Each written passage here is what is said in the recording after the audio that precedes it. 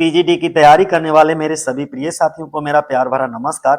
आज की वीडियो में हम लोग डिस्कस करेंगे प्रीवियस ईयर क्वेश्चंस को, यानी कि पीवाईक्यूज और पीवी शैली पर आधारित अब तक जितने भी हमारे एग्जाम हुए हैं उन सभी एग्जाम में जितने भी प्रीवियस ईयर क्वेश्चन पूछे गए, पीवाईक्यूज पूछे गए, सभी पीवाईक्यूज एक ही वीडियो में मैं डिस्कस कर लूंगा।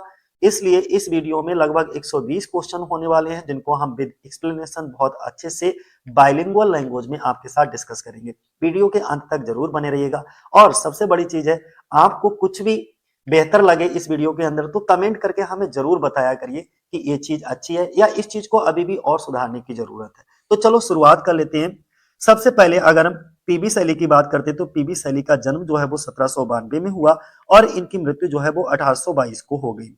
चलो आगे, सबसे पहला क्वेश्चन क्या है हमारा, हु कॉल्ड कीट्स, किसने कीट को कहा one of the inheritors of unfulfilled renown, यानी कि इनहेरिटर्स ऑफ अनफुलफिल्ड रिनाउन शब्दों का प्रयोग पीबी शैली ने जॉन कीट के लिए किया था। तो किसने पीबी शैली ने किया, यानी कि सी ऑप्शन हमारा सही हो जाएगा। किसके लिए किया, जॉन कीट के लिए किया। और किसमें किया, तो इनकी एक पास्टोरल एलेजी थी एडोनिस, जो कि 1821 में लिखी गई थी, उसमें इस लाइन का प्रयोग किया गया था।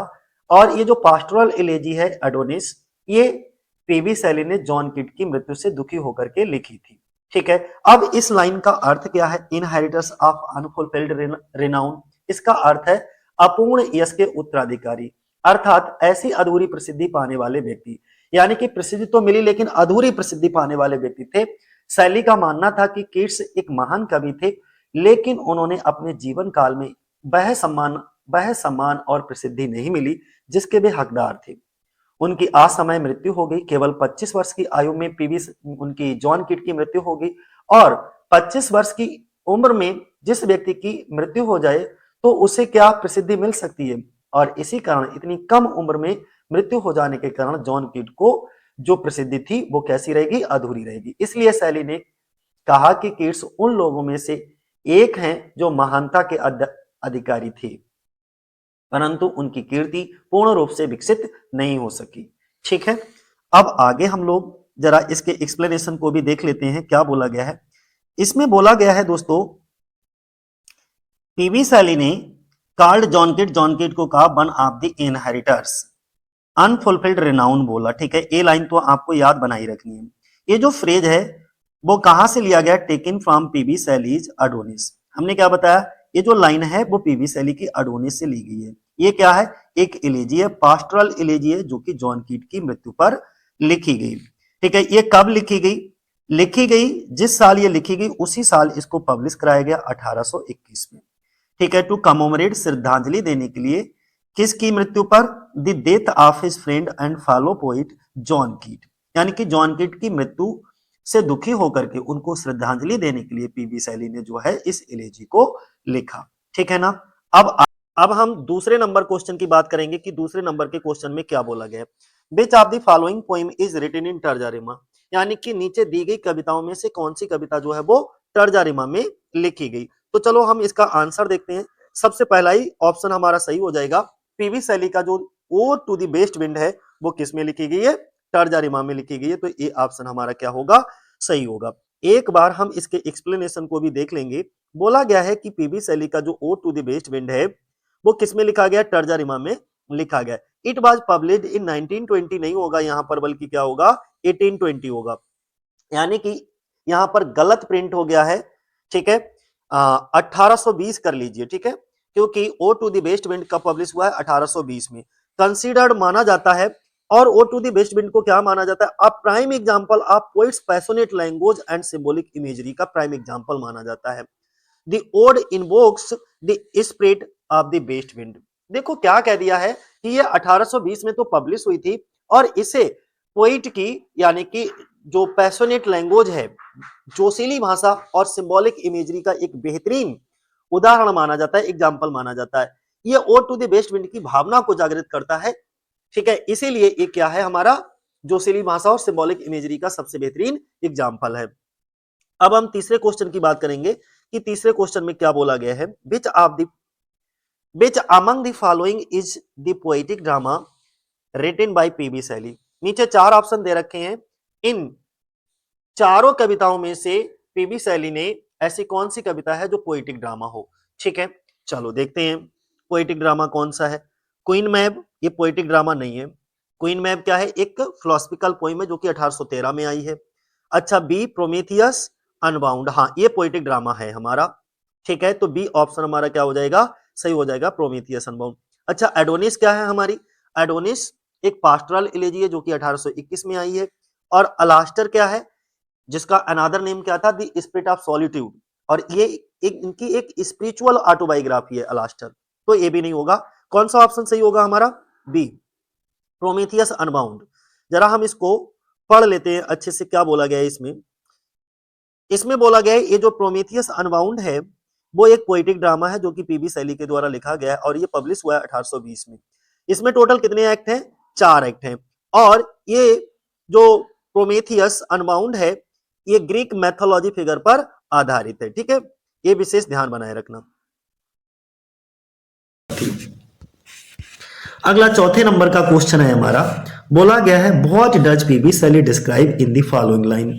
कुछ लाइनें दे रखी हैं। इस लाइन पहले तो ये लाइनें पढ़ लेते हैं, मोस्ट इंपॉर्टेंट लाइनें। O lift me as a wave, a leaf, a cloud, I have fallen upon the thorns of life, I bleed.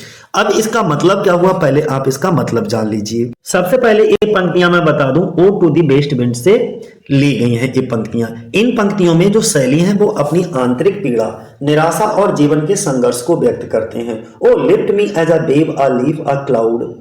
यहाँ पर जो कवि हैं वो वेस्ट विंड का मतलब जो पश्चिमी हवा होती है, पवन होती है, उससे प्रार्थना करते हैं कि वह उससे भी उसी तरह उठा ले जैसे वह लहर, पत्ती और बादल को उठाती है। जैसे पानी की लहर की बात की है, पेड़ों के पत्तियों की बात की है, बादल की बात की है, ठीक उसी तरह उठा ले। अर्थात कवि कहना चाहता है कि प्रकृति उसे अपनी दुखद स्थिति से ऊपर उठा ले और नई शक्ति को प्रदान करे। एक लाइन और दी रखी है कि आई have fallen upon the thorns of life, I bleed. यहाँ थॉर्न्स ऑफ लाइफ जीवन की कठिनाइयों, दुखों और संघर्षों का प्रतीक, सिंबल दिखाई गई है। कवि कहता है कि वह जीवन के कांटों पर गिर पड़ा है और घायल हो गया है, अर्थात वह मानसिक और भावनात्मक रूप से अत्यंत दुखी है। अर्थात पूरी बात हम कहें तो इन पंक्तियों में पीबी शैली अपनी व्यक्तिगत वेदना, जीवन की कठोर वास्तविकताओं से उत्पन्न दुख और मुक्ति की आकांक्षा का वर्णन करते हैं। वे प्रकृति यानी कि नेचर, जो कि वेस्ट विंड से शक्ति और पुनर्जीवन की याचना करते हैं। ठीक है, तो कौन सा ऑप्शन हमारा? अच्छा, इसमें पूछा कुछ और गया है, डिस्क्राइब इन द लाइंस। इसमें क्या डिस्क्राइब? मिजरेबल लाइफ को डिस्क्राइब किया गया है, तो बी ऑप्शन हो जाएगा। ठीक है, क्योंकि इसमें व्यक्तिगत वेदना, जीवन की कठोर वास्तविकताओं से उत्पन्न पीड़ा, दुख और मुक्ति की आकांक्षा की बात करते हैं, तो कौन सा हो जाएगा? मिजरेबल लाइफ हमारा। चलो हम जरा इसको पढ़ लेते हैं, क्या बोला गया है। इसमें बोला गया है कि ये जो लाइनें हैं वो किसके द्वारा? पीबी शैली के द्वारा लिखी गई हैं, जिसमें मिजरेबल लाइफ को वर्णन किया गया है। ये लाइनें पीबी शैली की ode to the west wind से ली गई हैं। इतनी बातें हमें समझ में आ गई। अब थोड़ा सा ये समझ लीजिए कि ये जो पीबी शैली हैं वो एक रिवोल्यूशनरी पोइट के रूप में जाने जाते हैं। किस रूप में जाने जाते हैं? रिवोल्यूशनरी, क्रांतिकारी विचारों वाले कवि थे, जो मौजूदा चीजें व्याप्त थी समाज में, उसके क्रम से वो बिल्कुल भी नाखुश थे। उन्हें बिल्कुल भी उनसे खुशी नहीं होती थी। उन्हें पॉलिटिकल, तानाशाही, ऑर्थोडॉक्स, ईसाई धर्म, बुराई, भ्रष्टाचार, बुराई से नफरत थी, जिससे इंसान की जिंदगी मुश्किल हो गई। वह इंसानियत को पॉलिटिकल, धार्मिक और दिमागी गुलामी की जंजीर से आजाद कराना चाहते थे। ठीक है, कौन? PB Shelley. तो इस चीज का डिस्कशन यहां पर किया गया है। अगला पांचवा क्वेश्चन हमारा कौन सा है, जरा देखो। इसमें बोला गया है पांचवें क्वेश्चन में कि who among the following compared the mind in creation is a fading cool.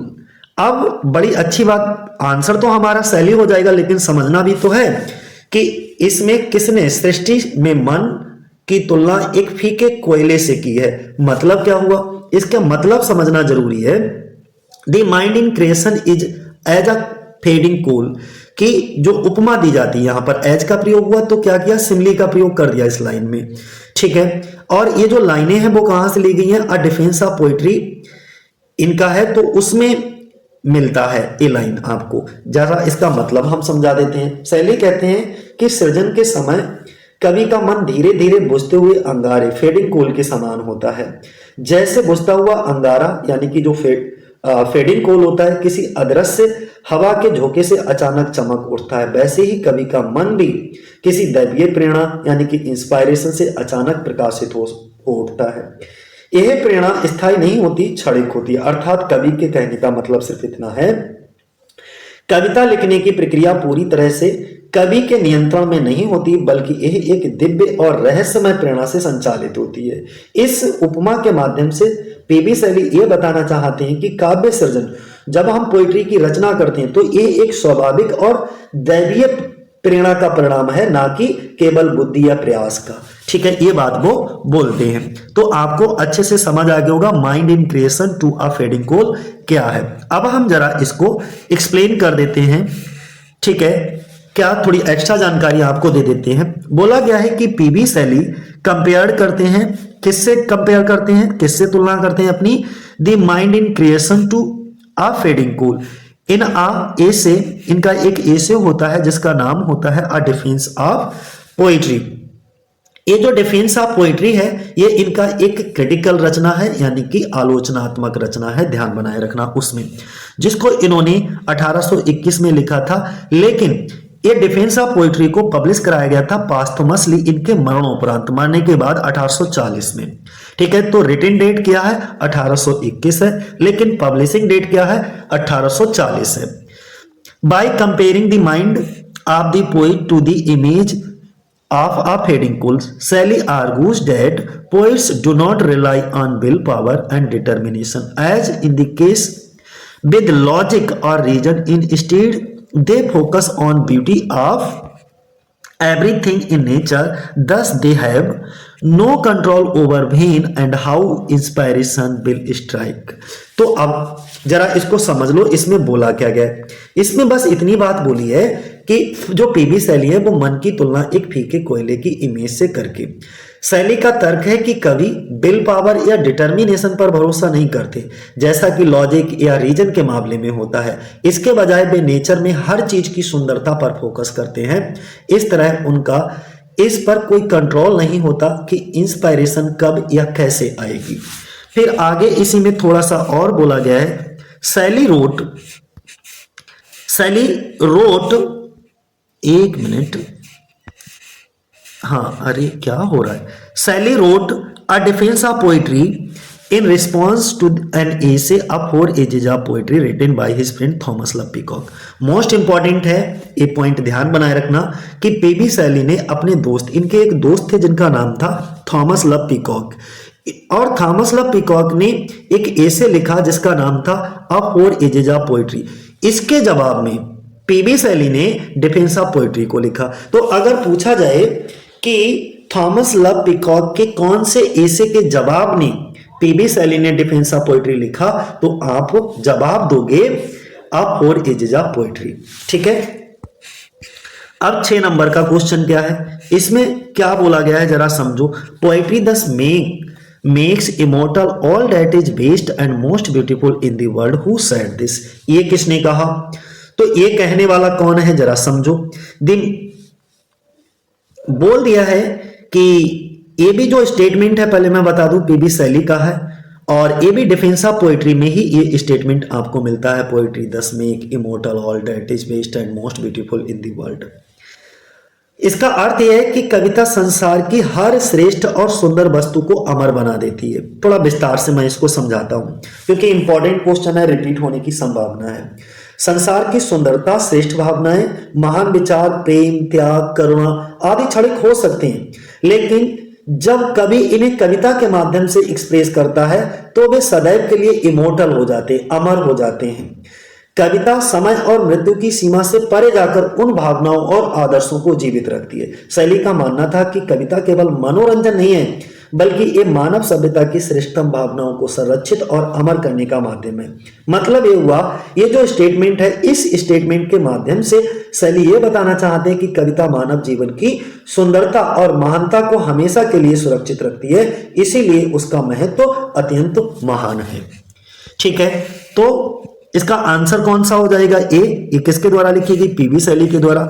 जरा हम इसको एक्सप्लेन भी कर देते हैं। ये जो कोट है वो पीबी शैली के द्वारा लिखी गई है। कहा? डिफेंस ऑफ पोएट्री में आई है।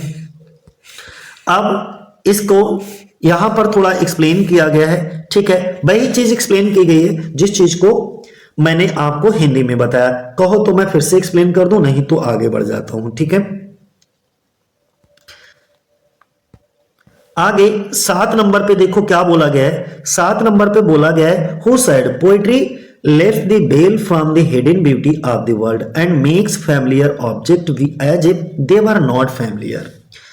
कितनी अच्छी बात कह दी। ए बी पीबी शैली का है और ए बी इनका क्रिटिकल ऐसे था डिफेंस ऑफ पोएट्री, उसी में ये लाइनें मिलती हैं आपको। लाइनें बहुत इंपॉर्टेंट हैं, बार बार रिपीट करिए तभी ध्यान बनी रहेंगी कि poetry lifts the well. Well का मतलब होता है घूंघट, from the hidden beauty. Hidden beauty का मतलब होता है छुपा हुआ सौंदर्य, ऑफ द वर्ल्ड दुनिया का। मेक फैमिलियर्स ऑफ, मेक बनाता है फैमिलियर परिचित ऑब्जेक्ट चीजों को, बी एज इफ मानो कि दे वर नॉट फैमिलियर। यानी कि जो कविता संसार की छुपी हुई सुंदरता से पर्दा हटा देती है। कौन? पोएट्री संसार की छुपी हुई सुंदरता से क्या हटा देती है? पर्दा हटा देती है। और परिचित वस्तुओं को भी इस प्रकार प्रस्तुत करती है मानो वे बिल्कुल नहीं हो। थोड़ा विस्तार से समझ लीजिए। हम रोजमर्रा की वस्तुओं और घटनाओं को सामान्य मानकर देखते हैं, लेकिन जो कवि होता है वो अपनी कल्पना और संवेदना के माध्यम से उन्हीं साधारण वस्तुओं में छुपी सुंदरता को उजागर करता है। कविता हमारी दृष्टि को नया बना देती है। हम वही चीजें नए आश्चर्य और ताजगी के साथ देखने लगते हैं। शैली के अनुसार कविता की मानव जो संवेदनशीलता को जागृत करती है और दुनिया को देखने का एक नया दृष्टिकोण देती है। मतलब क्या है? इस स्टेटमेंट के माध्यम से शैली ये बताना चाहते हैं कि कविता दुनिया की छुपी सुंदरता को प्रकट करती है और हमारी दृष्टि को नवीन बना देती है। तो ए बी स्टेटमेंट किसके द्वारा? पीबी शैली के द्वारा और डिफेंस ऑफ पोएट्री। तो आपको समझ आ गया होगा कि डिफेंस ऑफ पोएट्री कितना इंपॉर्टेंट है और हमको क्यों पढ़ना चाहिए, ठीक है। पीबी शैली की ये लाइनें कहां से ली गई हैं? इन लाइनों को कई बार पढ़ चुका हूं। तो कहां से ली गई हैं? डिफेंस ऑफ पोएट्री से ली गई हैं। और ये कब लिखी गई? 1821 में।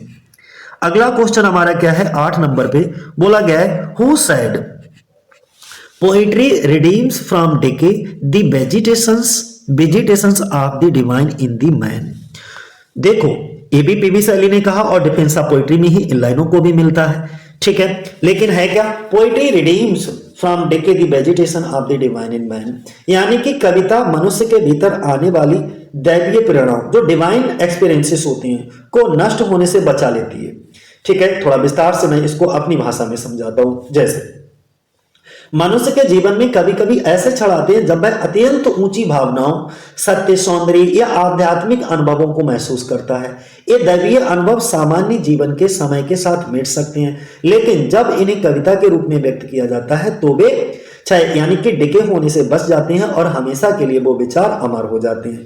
पीबी शैली के अनुसार जो पोइट्री है वो मनुष्य के भीतर की श्रेष्ठ, पवित्र और दिव्य भावनाओं को सुरक्षित रखती है। मतलब इस स्टेटमेंट के माध्यम से पीबी शैली हमको ये बताना चाहते हैं कि कविता मनुष्य के दैवी अनुभवों को नष्ट होने से बचाकर उन्हें अमर बना देती है। थोड़ा सा इसका भी एक्सप्लेनेशन देख लो, दिया गया है।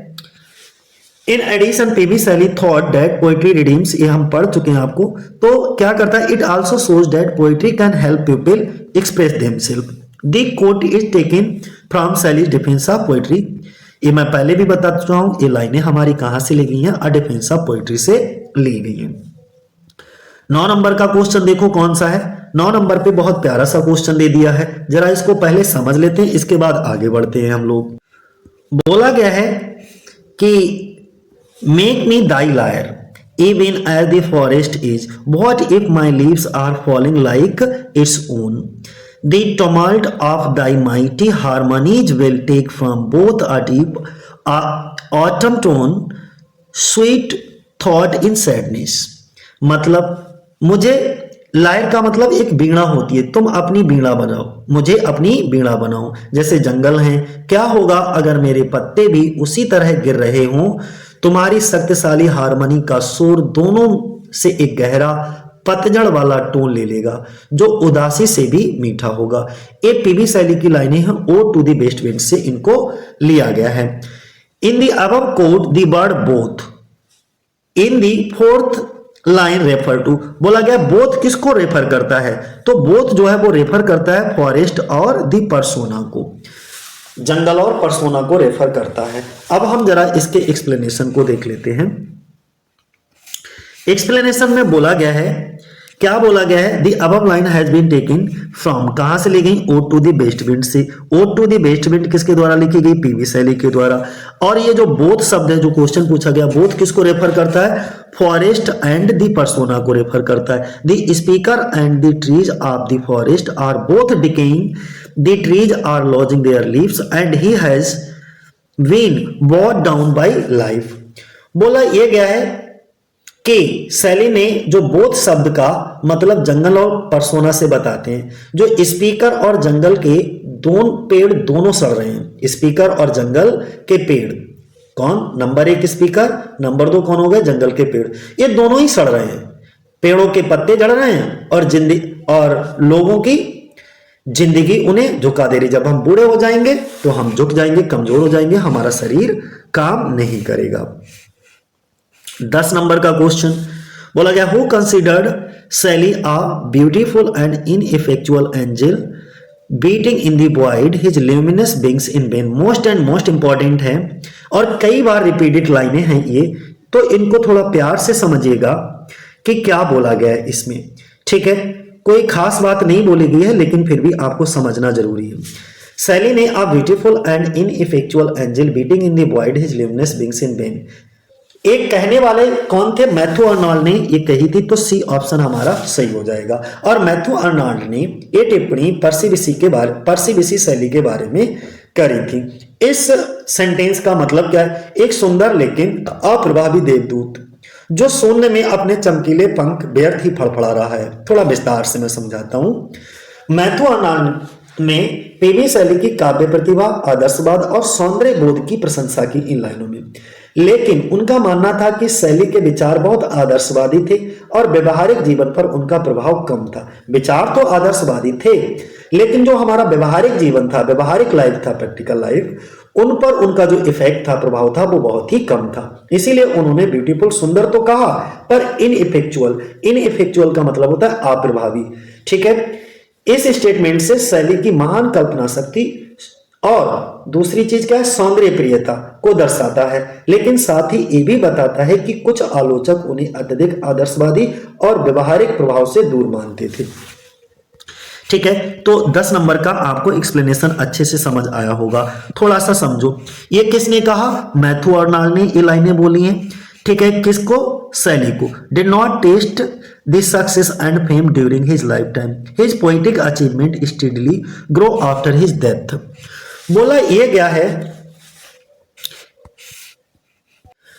मैथ्यू अर्नोल्ड के अनुसार हालांकि शैली को अपने जीवन काल में सफलता की बात की, सफलता और प्रसिद्धि नहीं मिली, लेकिन उनकी मृत्यु के बाद उनकी कविता की उपलब्धियां लगातार बढ़ी। इसीलिए अर्नोल्ड जो हैं उन्हें एक बेअसर और सुंदर फरिश्ता बताया था, ठीक है। तो इनइफेक्चुअल एंड ब्यूटीफुल एंजल, इनइफेक्चुअल का मतलब अप्रभावी और ब्यूटीफुल एंजल एक बहुत सुंदर फरिश्ता, ठीक है। 11 नंबर का क्वेश्चन क्या है, जरा 11 नंबर पे समझो।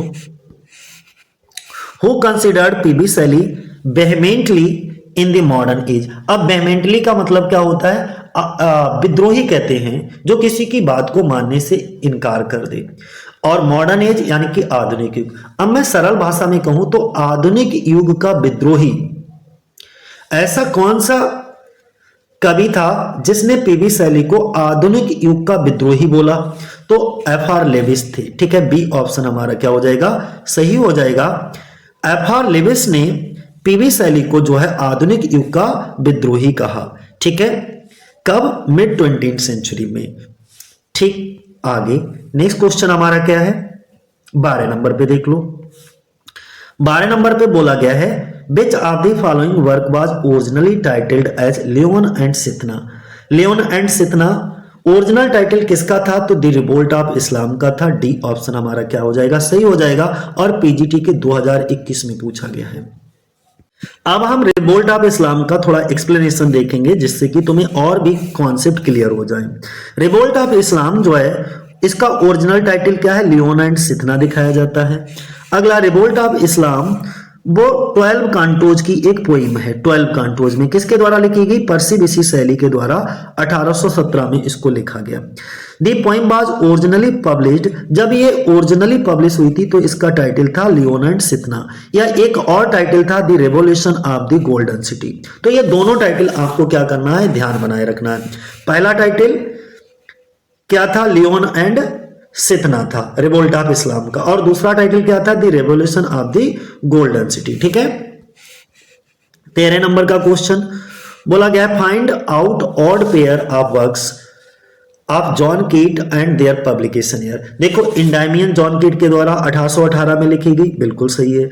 ए B the pot of basil, A B John Keats की 1820 में आई। The eve of Saint Agnes, A B 1820 में। ये तीनों ऊपर की वर्क हैं वो जॉन कीट के द्वारा ही लिखे गए हैं, लेकिन नीचे का जो क्वीन ऑफ मैब है ये जॉन कीट का नहीं है।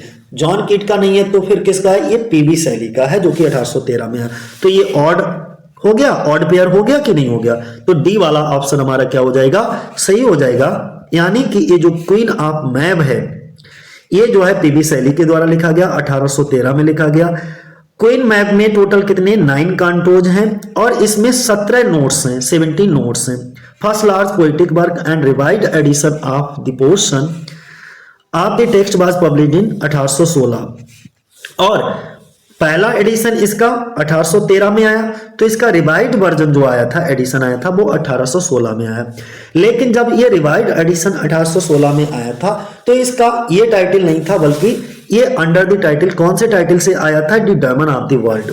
तो कभी कभी आपसे ये पूछा जा सकता है दोस्त कि क्वीन मैप का अनदर टाइटल कौन सा है? तो diamond of the world. 14 number का क्वेश्चन देखो, बोला गया है which is not true statement of Shelley's work. यहां पर शैली के वर्क के बारे में बात की गई है कि पीबी शैली के वर्क के लिए कौन सा स्टेटमेंट सही नहीं है। पहला स्टेटमेंट हम लोग देखते हैं। बोला गया है Shelley's ode to the west wind has been written in terza rima. बिल्कुल सही है, करेक्ट स्टेटमेंट है। शैली का जो ode to the west wind है वो टर्जा रिमा में ही लिखा गया। बी पॉइंट देख लेते हैं। बी पॉइंट पे बोला गया है Adonis is well known elegy on the death of William Godwin. ये बिल्कुल गलत है। ये जो अडोनिस थी पास्टोरल एलेजी, ये विलियम गॉडविन की मौत पर लिखेगी शोक गीत नहीं है, एलेजी नहीं है, जॉन कीट की मृत्यु पर लिखा था। किसने लिखा था? पीबी शैली ने। ठीक है, तो ये बी स्टेटमेंट हमारा गलत है, लेकिन हम सी और डी भी समझा देते हैं। क्या कहा गया? हेलास जो है is a lyric drama inspired by the possibilities of Greek revolt. बिल्कुल सही बात है। हेलास ग्रीक रिवॉल्ट, ग्रीक विद्रोह की संभावनाओं से प्रेरित एक लिरिक ड्रामा था। ठीक है। डी क्या कहता है? Shelley's the Trump of life is a dream poem and unfinished work. ये भी बिल्कुल सही बात है। सी और डी। डी में बोला गया शैली का जो द ट्रम्प ऑफ लाइफ है वो सपनों की कविता और इनका ये अनफिनिश्ड वर्क है। ठीक, एक तो ड्रीम पोइम है, दूसरा अनफिनिश्ड है। ये भी सही। तो कौन सा? बी ऑप्शन हमारा गलत है। ठीक है, यहां पर आप समझ भी सकते हो। बोला गया है कि शैली का जो वर्क है अडोनिस वो एक पास्टोरल इलेजी है, पीबी शैली के द्वारा लिखी गई है, और किसकी मृत्यु पर? जॉन कीट की मृत्यु पर इसको लिखा गया था 1821 में, and widely regarded as one of Shelley's best known work. और ये इसे शैली के सबसे बेस्ट नोन वर्क में से एक माना जाता है। ठीक है। 15 नंबर का क्वेश्चन देखो कौन सा है। बोला गया है which of the following work is inspired by Shelley's discussed at the so called Peterloo massacre. इनमें से कौन सा वर्क तथाकथित पीटरलू मसक्करी का मतलब होता है हत्याकांड पर शैली की नफरत से प्रेरित है? तो कौन सा है? The mask of anarchy. ठीक है। अनार्की का मतलब होता है, मास्क मीन्स मुखौटा होता है, और अनार्की का मतलब होता है कोई अराजकता फैली हुई हो, उसको अनार्की बोलते हैं। एक्सप्लेनेशन में कहा कि क्या कहा गया है? The mask of anarchy British political poem, और ये कब लिखी गई? 1819 में लिखी गई, पीबी शैली के द्वारा लिखी गई। ठीक है। Following the पेटरलू मसक्करी। पीटरलू मसक्करी से मतलब क्या था? यानी कि पीटरलू का हत्याकांड। ठीक है, मैं थोड़ा सा समझा देता हूं। जो मास्क ऑफ अनार्की है एक ब्रिटिश राजनीतिक कविता है, ध्यान बनाए रखना। 1819 में पीबी शैली ने उस साल के पीटरलू हत्याकांड के बाद लिखी थी। ठीक है, जब पीटरलू हत्याकांड हुआ था उसके बाद द मास्क ऑफ एनार्की को पीबी शैली ने लिखा था। आगे बोला गया है, क्या बोला गया है कि it is perhaps the first modern statement of the principle of non violent resistance. This poem was not published in the examiner. ये शायद अहिंसक प्रतिरोध के सिद्धांत का पहला आधुनिक बयान है और ये कविता द एग्जामिनर में प्रकाशित नहीं हुई थी। अगला क्वेश्चन हमारा क्या है, देखो, thou lovest but never know love sad satiety the above line is taken from. ये जो ऊपर की लाइन है वो कहां से, टू अ स्काईलार्क से ली गई है दोस्तों। अब एक लाइन है, thou lovest but never know love sad satiety, ये the line the above line is taken from, ये लाइन कहां से ली गई, तो ये मैं बता देता हूं, टू अ स्काईलार्क से ली गई है। लेकिन पहले समझो इसका मीनिंग क्या है। तू प्रेम करता है पर कभी प्रेम की दुखद तृप्ति यानी कि जो असंतोष होता है वो नहीं जाना। मतलब क्या हुआ, यहाँ जो कवि हैं वो स्काईलार्क, आकाश में उड़ने वाला पक्षी, उसको संबोधित करते हुए कहते हैं शैली कि ये पक्षी प्रेम तो करता है लेकिन उसने कभी मनुष्य की तरह प्रेम की थकान, निराशा या स्टेटी दुखद तृप्ति का अनुभव नहीं किया। मनुष्य का प्रेम अक्सर दुख, असंतोष और अधूरापन लेकर आता है, जबकि स्काईलार्क का आनंद शुद्ध, निर्मल और दुख रहित है। इन पंक्तियों में पीबी शैली मानव जीवन के दुखों की तुलना प्रकृति के निर्मल आनंद से करते हैं और दिखाते हैं कि मानव प्रेम में पीड़ा होती है जबकि प्रकृति का आनंद निष्कलंक और शुद्ध होता है। ठीक है, ये बात बताई गई है टू अ स्काईलार्क में। जरा समझ लो, ये जो लाइनें हैं वो कहाँ से ली गई हैं, टू अ स्काईलार्क से ली गई हैं। ठीक है, किसके द्वारा, पीबी शैली के द्वारा लिखा गया है। इसमें कभी इमेजिन करते हैं, क्या करते हैं, बर्ड कैन फील लव, यानी कि जो पक्षी होता है वो तो प्यार महसूस करता है बट नॉट दिस सैड स्टेटी, लेकिन कभी भी वो सैड महसूस नहीं करता, यानी कि दुखद तृप्ति का अनुभव नहीं होता। ठीक है, अगला क्वेश्चन क्या है, 17 नंबर का। बोला गया है कि which of the following is not written by PB Shelley. चार ऑप्शन आपके सामने दे रखे हैं, चारों ऑप्शन में से कौन सा ऑप्शन जो है वो पीबी शैली के द्वारा नहीं लिखा गया है। ओजीमेंडस पीबी शैली का है, ode to the west wind PB Shelley का, to uh skylark PB Shelley का। ठीक है, ये वाला पीबी शैली का हमारा नहीं है, तो यही हमारा क्या हो जाएगा, ऑप्शन हो जाएगा। ठीक है, बी ऑप्शन क्रिस्टाबेल। ठीक, ये आपको यहां पर दे भी रखे हैं पीबी शैली का। अगला 18 नंबर का क्वेश्चन कौन सा है, 18 नंबर का क्वेश्चन देख लो, अच्छा क्वेश्चन है। Spirit of beauty that does not consecrate with thine own hue all thou do shine of human thought और form where are thou gone. ये पूरी लाइनें हैं, जरा इनको समझो आखिर इन लाइनों में क्या कहा गया है। ये पीबी शैली की एक कविता थी, हिम टू इंटेलेक्चुअल ब्यूटी, वहां से इन लाइनों को लिया गया है। Spirit of beauty that dost consecrate with thine own hues, अर्थात कवि यहाँ ब्यूटी से मतलब सौंदर्य की आत्मा को संबोधित करते हुए कहता है कि हे सौंदर्य की आत्मा, तुम जिस वस्तु या विचार पर अपनी रोशनी डालते हो उसे पवित्र और सुंदर बना देते हो।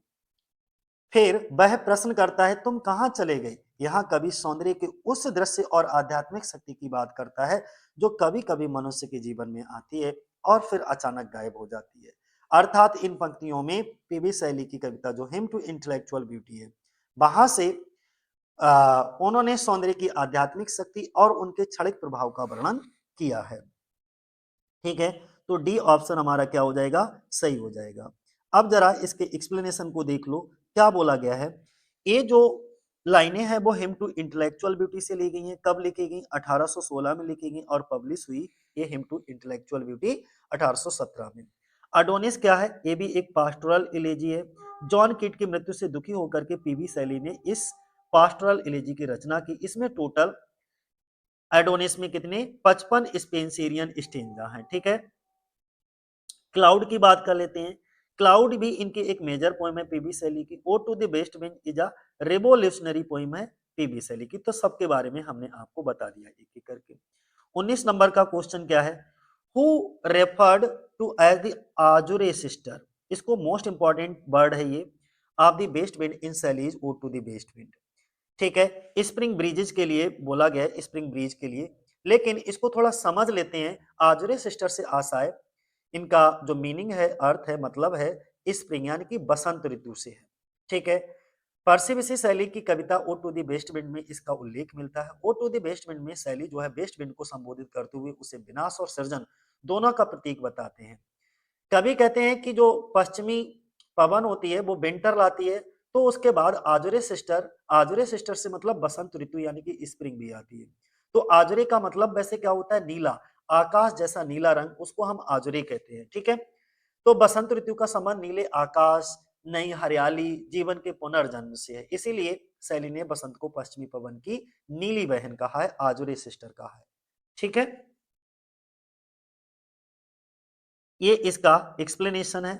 ये कहां से लाइनें ली गई, ode to the west wind से ली गई है। Ode to the west wind PB Shelley के द्वारा लिखा गया। आजुरे सिस्टर, ठीक है, spring shall blow. Azure is an old fashioned word for the colour blue. हमने क्या बताया, नीले रंग के लिए आजुरे बोलते हैं। ठीक है, is used here in the relation to the blue sky associated with the arrival of the spring. यानी कि ode to the west wind में आजुरे सिस्टर से मतलब बसंत ऋतु स्प्रिंग से है, जो सर्दी के बाद नई आशा, जीवन और पुनर्जन्म का प्रतीक बनकर आती है। 20 नंबर का क्वेश्चन क्या है, बोला गया है कि who called PB Shelley an ineffectual angel, ineffectual and beautiful angel. ये किसने कहा, मैथ्यू अर्नोल्ड ने कहा। मैं पीछे समझा चुका हूं तो इसलिए दोबारा नहीं समझाऊंगा। ठीक है, मैथ्यू अर्नोल्ड ने पीबी शैली को क्या बोला, एन इनइफेक्चुअल ब्यूटीफुल एंजल बोला। Arnold usually balanced praise and dispraise in his essay on English poets, specifically Milton, Wordsworth, Gray, Keats, Byron, Shelley, being concerned to identify what is lasting and what transcend in the poet's output। बोला गया है Matthew Arnold ने PB Shelley को एक बेअसर और खूबसूरत परी कहा था। ठीक है, अर्नोल्ड आमतौर पर इंग्लिश कवि जैसे खासकर मिल्टन, वर्dsworth, ग्रे, कीट्स, बायरन, शैली पर अपने निबंधों में तारीफ और बुराई में बैलेंस बनाते हैं, ताकि ये पता चल सके कि कवि की रचना में क्या स्थायी और क्या क्षणिक है। 21 नंबर का क्वेश्चन है हमारा, Ozymandias is one of the most anthologised poem of PB Shelley but it was never published in. Ozymandias PB Shelley की सबसे ज्यादा जो है एंथोलॉजी यानी कि इकट्ठा की गई, या जब जो भी इन्होंने कविताओं की रचना की उनमें से एक है, लेकिन ये कभी भी पब्लिश नहीं हुई थी। एग्जामिनर में ये कभी भी पब्लिश नहीं हुई। डी ऑप्शन हमारा हो जाएगा। जरा इसको समझ लेते हैं। Ozymandias one of the most anthologised poem of PB Shelley but it never published in Prometheus Unbound. It was published in examiner of London. Ozymandias was, इस क्वेश्चन को जरा देखना पड़ेगा। ठीक है, बोला गया ओजीमेंडस पीबी शैली की सबसे ज्यादा लिखी गई कविताओं में से एक है, लेकिन ये प्रोमीथियस अनबाउंड में कभी पब्लिश नहीं हुई। ये लंदन के द एग्जामिनर में पब्लिश हुई। इसके एक्सप्लेनेशन और आंसर में फर्क नजर आ रहा है, मैं जरा चेक करके आपको क्लियर कर दूंगा, आप भी इसको एक बार चेक कर लीजिएगा। ठीक है, फिर आगे बोला गया है कि Ozymandias was an alternate name of ancient Egyptian. बोला गया ओजीमेंडियस पुराने मिस्र के फॉरेन का दूसरा नाम था। एक कविता की शुरुआती लाइन है, मैं एक पुराने देश का यात्री से मिला। बाद में ये अमिताभ घोष द्वारा कहानी के रूप में लिखी गई एक एंथनोग्राफी बन गई। अगला 22 नंबर का क्वेश्चन देखो क्या है। अच्छा, 21 पे पूछा क्या है question, Ozymandias is one of the anthologised poem of but it was never published in Prometheus Unbound. इसका आंसर जो है वो कौन सा होना चाहिए, बी होना चाहिए। ये कभी भी प्रोमेथियस अनबाउंड में पब्लिश नहीं हुई, बी ऑप्शन होना चाहिए। अच्छा, बी ही है भाई, आंसर बी ही है। टिक गलत लग गया है। ठीक है, आंसर बी ही है, टिक गलत लग गया है। 22 नंबर का क्वेश्चन हमारा देखो क्या कहा गया है, poets are acknowledged legislature of the world. ये भी हम आपको नहीं, ये नहीं बताया है, जरा इसको मैं एक्सप्लेन कर देता हूं। बहुत अच्छा क्वेश्चन आ गया है, जब आ गया है तो साथ ही साथ आपको एक्सप्लेन भी करता चलूं। कवि संसार के ऐसे विधि निर्माता यानी कि कानून बनाने वाले हैं जिन्हें औपचारिक रूप से स्वीकार नहीं किया जाता। थोड़ा विस्तार से मैं समझाता हूँ। यहाँ लेजिस्लेचर का अर्थ राजनीतिक कानून बनाने वाले नहीं है, शैली का आशय है कि कवि अपने विचारों, कल्पना और संवेदनशीलता के माध्यम से समाज की सोच, नैतिकता और मूल्यों को दिशा देते हैं। वे मानव को प्रेम, न्याय, स्वतंत्रता और सौंदर्य का मार्ग दिखाते हैं। भले ही उन्हें कोई आधिकारिक पद या सत्ता ना मिले, फिर भी वे समाज के विचारों और आदर्शों को गहराई से प्रभावित करते हैं। मतलब यह है कि इस स्टेटमेंट के माध्यम से पीबी शैली यह बताना चाहते हैं कि कवि अ, समाज के नैतिक और बौद्धिक मार्गदर्शक होते हैं। वे बिना सत्ता के भी दुनिया को दिशा देते हैं। ठीक है, अगला क्वेश्चन क्या है हमारा? बोला गया है कि which of the following was PB Shelley's unfinished work. PB Shelley का कौन सा अनफिनिश्ड वर्क है? तो द ट्रम्प ऑफ लाइफ जो है पीबी शैली का कैसा है? अनफिनिश्ड वर्क है। अगर हम द ट्रम्प ऑफ लाइफ की बात करते हैं, पीबी शैली के द्वारा लिखा गया, ये इनका अनफिनिश्ड वर्क है। ट्रम्प ऑफ लाइफ बाद the last major work of PB Shelley before the death.